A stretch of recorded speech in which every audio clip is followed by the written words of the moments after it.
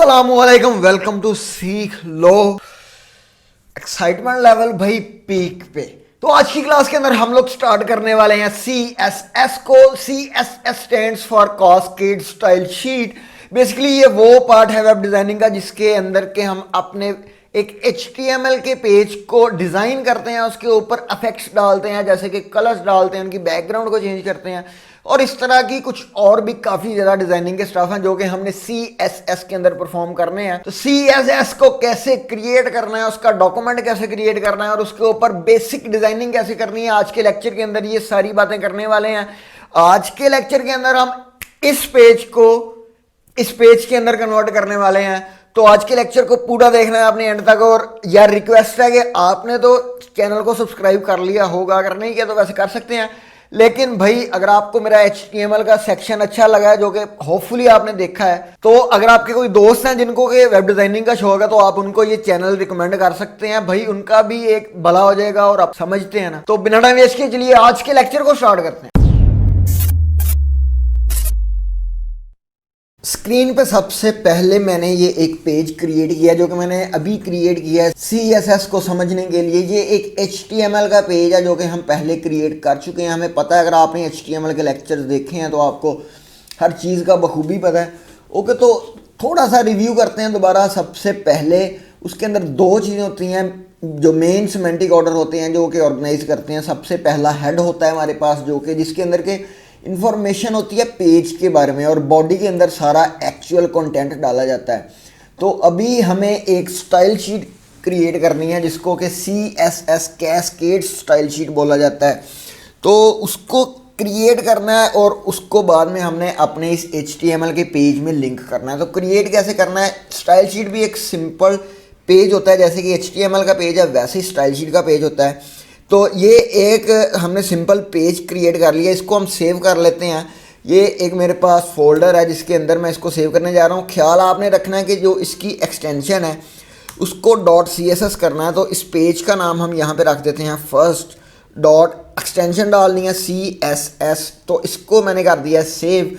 अब हमारे पास एक ऐसा पेज आ गया जो कि एक स्टाइल शीट होगी जिसके ऊपर के हम अपनी सारी की सारी डिज़ाइनिंग करेंगे। तो अब हमने इस स्टाइल शीट को अपने इस पेज के अंदर लिंक करना है। तो लिंक कहाँ पे करेंगे हम? ऑब्वियसली हम करेंगे हेड के अंदर, क्योंकि जो इस तरह की चीज़ें हैं जो कि इंफॉर्मेशन अबाउट द पेज है, जो कि इंफॉर्मेशन अबाउट द वेबसाइट है, या जो इस तरह की रिलेटेड इंफॉर्मेशन हैं उनको हम हेड के अंदर ही प्लेस करवाते हैं। तो क्या इसका एलिमेंट है? इसका एलिमेंट है भाई लिंक। लिंक के अंदर हमने वैसे ही देना है। लिंक के अंदर इसका एक जो उसकी अगली प्रॉपर्टी है वो है हमारे पास REL। तो REL जो हमारे पास स्टैंड्स फॉर रिलेशन, ठीक है। इसको हमने REL को एक वैल्यू देनी है। REL के अंदर आप जितने आपके पेजेस हैं और जिस टाइप के पेजेस हैं उनको लिखते हैं। तो हमारा किस टाइप का पेज है? हमारा CSS की फाइल है। तो CSS stands for cascade style sheet. तो स्टाइल शीट यहाँ पे हम लिखेंगे, ठीक है। बार बार मैं स्टाइल शीट इसीलिए बोल रहा हूँ कि क्योंकि हमने यहाँ पे बेसिकली स्टाइल शीट लिखनी है। वैसे इसका पूरा नाम CSS है लेकिन यहाँ पे हमने स्टाइल शीट ही लिखनी है। ओके, तो स्टाइल शीट को हमने रिलेशन कर दिया है। अब हमने उस स्टाइल शीट जो कि हमने क्रिएट की है उसका नाम देना है। तो उसका नाम हम कैसे देते हैं? जैसे कि हम HTML में लिंकिंग करते थे सेम वैसे अब लिंकिंग करनी है हमने href के साथ, ठीक है। वो एंकर के अंदर आता था, एंकर की जगह हमने समझ लेंगे ये लिंक वाला पेज क्रिएट कर लिया जो कि हमें डिफरेंट डॉक्यूमेंट्स को लिंक करने के लिए इस्तेमाल किया जाता है, तो उसमें मदद करता है, ठीक है।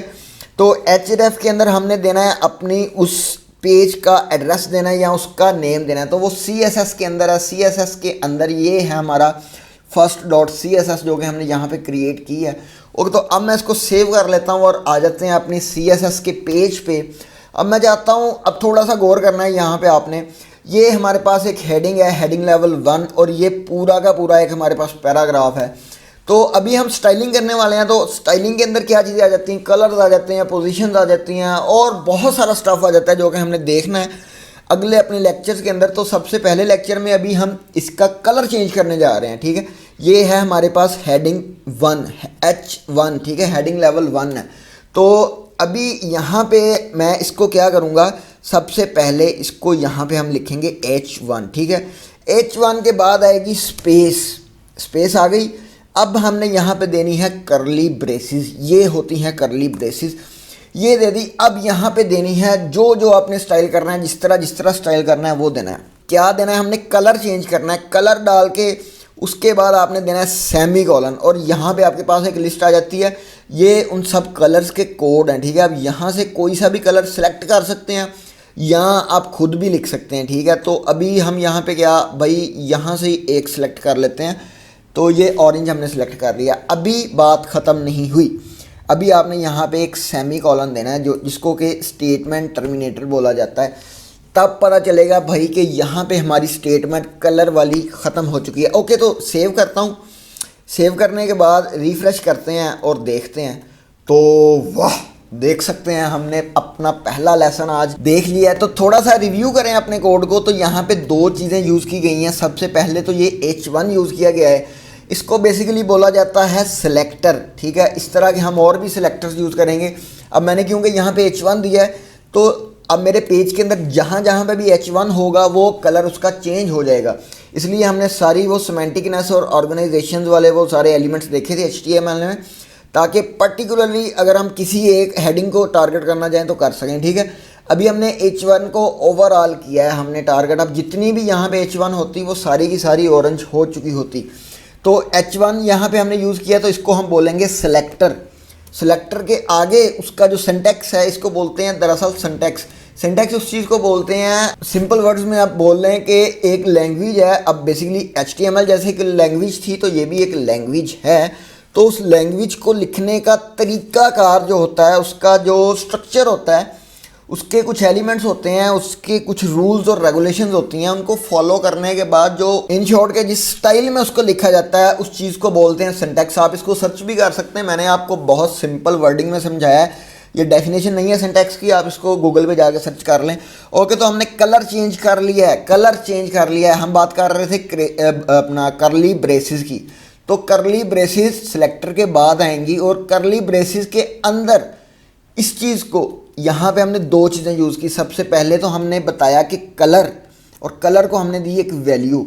तो कलर को हम बोलेंगे कि ये हमने एक प्रॉपर्टी लिखी है, और प्रॉपर्टी को हमने वैल्यू दी है। प्रॉपर्टी को वैल्यू कैसे देते हैं, प्रॉपर्टी और वैल्यू के दरमियान में आता है भाई ये कॉलन, और एंड पे आता है सेमी कॉलन, जिसको कि स्टेटमेंट टर्मिनेटर बोला जाता है, जिसको कि इससे पता चलता है कि हमारी स्टेटमेंट ख़त्म हो चुकी है। यहाँ पे स्टेटमेंट हमारी क्लोज हो गई है, टर्मिनेट कर दिया हमने स्टेटमेंट को। और इस पूरे को मतलब कि इस एक लाइन को हम बोलते हैं डिक्लेरेशन। ये एक डिक्लेरेशन है, इस तरह की हज़ारों डिक्लेरेशन हो सकती हैं CSS के अंदर। ओके, तो एक और डिक्लेरेशन देने जा रहे हैं हम। अब हम चाह रहे हैं कि भाई इसका जो पोजीशन है, इसको हम सेंटर में कर देंगे। यहाँ पे ये आना चाहिए बिल्कुल यहाँ पे सेंटर में।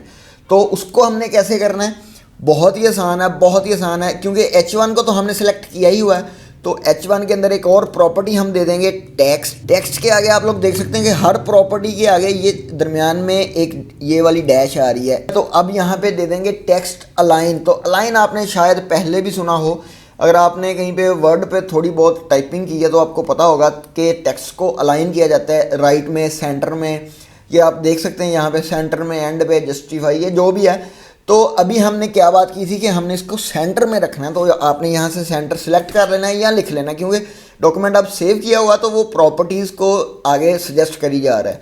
तो अब मैं इसको दोबारा से सेव करके अपना ब्राउज़र रिफ़्रेश करने जा रहा हूँ, तो देख सकते हैं कि यहाँ पे ये सेंटर में आ चुका है, और क्या ही ये खूबसूरत अंदाज में हमारे पास एक चीज़ आ गई है। ओके, तो एक और हम सिलेक्टर यहाँ पे करने जा रहे हैं, मतलब कि एक और डिक्लेरेशन करने जा रहे हैं, तो उसका सिलेक्टर हमें देना पड़ेगा। तो हम चाह रहे हैं कि हमारा जो पैराग्राफ है, पैराग्राफ ये सारा का सारा हमारा पैराग्राफ है, तो इसका कलर हम चेंज करने जा रहे हैं। तो P दे दिया आपने पैराग्राफ, और इसके बाद हमने ये करली ब्रेसेस देनी है, और उसके बाद यहाँ पे आपने यहाँ पे इसको देनी है कोई ना कोई प्रॉपर्टी, और उसको देनी है वैल्यू। तो इसका कलर है बेसिकली, तो कलर को ही हम देने जा रहे हैं।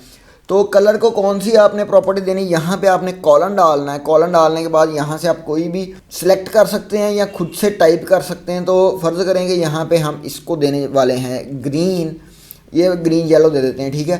तो अब यहाँ पे मैंने स्टेटमेंट टर्मिनेटर डाल दिया और अब मैंने किया इसको सेव, और सेव करने के बाद करते हैं रिफ्रेश। तो यहाँ पे देख सकते हैं कि कलर उसका चेंज हो चुका है। तो कलर काफ़ी ज़्यादा लाइट हो चुका है, लेकिन आपने अपनी पसंद का जो कलर है उसको यूज़ करना है। आपने जो आपको अच्छा लग रहा है, जो कि आपके टाइप का कलर है, उसको आपने चूज़ करना है। तो इसको थोड़ा ग्रीन करके देख लेते हैं। तो अब थोड़ा सा ये रीडेबल हो चुका है। तो थोड़ा सा रिव्यू करते हैं अपने आज के लेक्चर। और इसके अंदर होती हैं दो तरह की चीज़ें। सबसे पहले तो एक प्रॉपर्टी होती है और प्रॉपर्टी को एक वैल्यू दी जाती है, और इन दोनों को मिला के कहते हैं जी डेक्लेरेशन। तो बहुत सारी डेक्लेरेशंस हैं। एक और चीज़ मैं आपको कलर्स के बारे में बता दूं कि जब आप इसके ऊपर लेके आएंगे कलर के ऊपर, तो आप यहाँ से कोई सा भी कहीं सा भी शेड चूज़ कर सकते हैं। आप इसको चेंज भी कर सकते हैं, यानी कि अब जो मेरे चैनल पे कलर है वो कुछ इस टाइप का है, ठीक है, सीख लो के लोगों पे, तो आप इसको भी सिलेक्ट कर सकते हैं। ऐसे ही आप अपनी पसंद का कुछ भी रख सकते हैं। उसके बाद में कोड यहाँ से आपको, अगर आप बार बार उसको यूज़ करना चाहते हैं तो यहाँ से आप उसको कॉपी करके अब जहाँ पे भी यूज़ करना चाहें वहाँ पे इसको पेस्ट कर सकते हैं। ओके, तो होपफुली आपने आज के लेक्चर को काफ़ी ज़्यादा एंजॉय किया। एक नई चीज़ आपको देखने को मिली है, एक कैसे हमने कलर उसका चेंज कर दिया है। अगले लेक्चर के अंदर हम देखने वाले हैं डिफरेंट टाइप ऑफ सेलेक्टर्स। ये बेसिकली एक सेलेक्टर था, तो कुछ और भी सेलेक्टर्स होते हैं जिनके साथ के हम अपने कंटेंट को टारगेट कर सकते हैं। तो उन सभी तरीकों को हम देखने वाले हैं। सभी तो नहीं, बेसिकली सबसे जो काफ़ी ज़्यादा फेमस है उनको देखने वाले हैं, और जिनकी ज़रूरत है फिलहाल उनको देखने वाले हैं। तो अपने अगले लेक्चर के अंदर मिलते हैं। तब तक के लिए अल्लाह हाफिज़।